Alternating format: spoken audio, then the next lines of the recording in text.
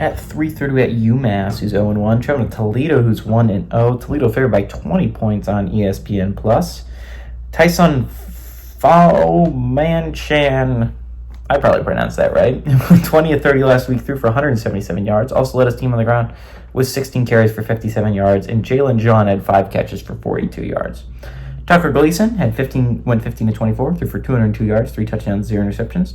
Willie Shaw III had 7 carries for 50 yards and a touchdown, and George Newton had 5 catches for 98 yards and a touchdown.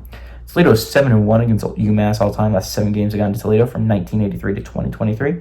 They have never won UMass has never gone to Toledo and beaten them. And Toledo is 1-0 in one-possession games. Toledo should kick their ass. I mean, it seems obvious, right? The pick's obvious here. Toledo is a football team that, again, while they lose DeQuan Finn, is, again, a team you have to have faith in. You're a team you have to believe that the coaching is there for them to be another great year in the MAC. Remember, they went 11-1 last year. They could have gone 12-0 in the regular season if they didn't lose a heartbreaker to Illinois.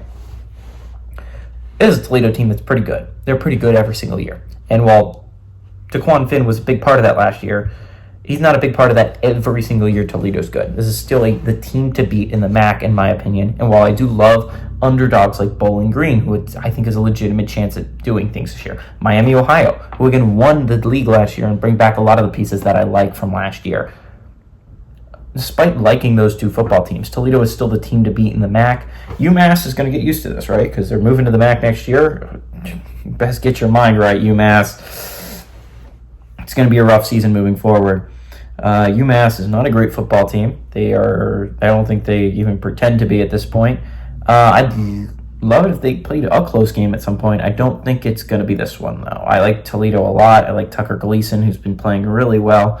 I think Toledo's getting into some big warm-up games, heading into big games in the MAC play. That, again, I think this conference is kind of smushed together. I think there's a lot of teams that are just as good as each other. I think Toledo is the best team maybe in the MAC, or it's up there, but I don't think the difference between 1 and midway is that big of a gap. I like Toledo to win here, and I like Toledo to cover because these are big games to get prepared for a tough MAC season.